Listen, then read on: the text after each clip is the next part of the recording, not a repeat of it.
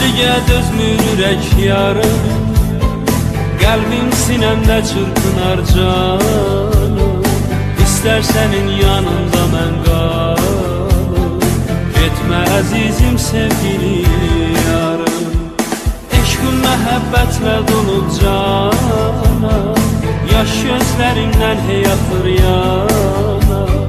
Sən bax mənə yarım yana yana, qoy bu məhəbbət daimi qalar. Səndən sonra heç bir kəsim yoxdur, getmə yarım getsin qəmim çoxdur. Ağlar keçər hər günlərim sənsiz, çətin gülə dodaqlarım mənsiz. Səndən sonra heç bir kəsim yoxdur, getmə yarım getsin qəmim çoxdur. Ağlar keçər hər günlərim sənsiz, çətin gülə dodaqlarım mənsiz. Sən verdiyin güllər solub məndə, qəmli baxışlarım qaldı səndə. Gəl gəl yarım bir də gülüş gəlsin, mənə gülüş müjdəsini versin. Sənsizliğə dözmür ürək yarım, qəlbim sinəmdə çırpınar canım.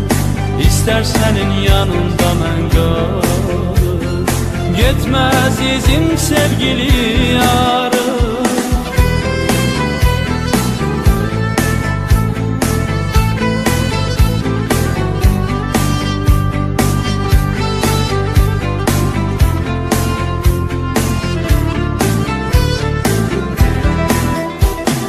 Yandım alışdım eşqüyə yarım, dərdə düşüb sənsiz mənim canım. Sən bax mənə gəl gör mənim halım, tutsun səni ay gül mənim adım.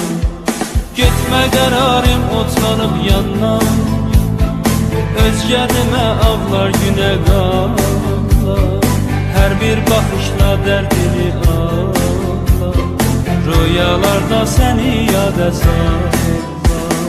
Səndən sonra heç bir kəsim yoxdur, getmə yarım getsin qəmim çoxdur. Ağlar keçər hər günlərim sənsiz, çətin gülə dodaqlarım mənsiz. Səndən sonra heç bir kəsim yoxdur, getmə yarım getsin qəmim çoxdur. Ağlar keçər hər günlərim sənsiz, çətin gülə dodaqlarım mənsiz. Sən verdiyin güllər solub məndə, qəmli baxışlarım qaldı səndə. Gəl gəl yarım bir də gülüş gəlsin, mənə gülüş müjdəsini ver.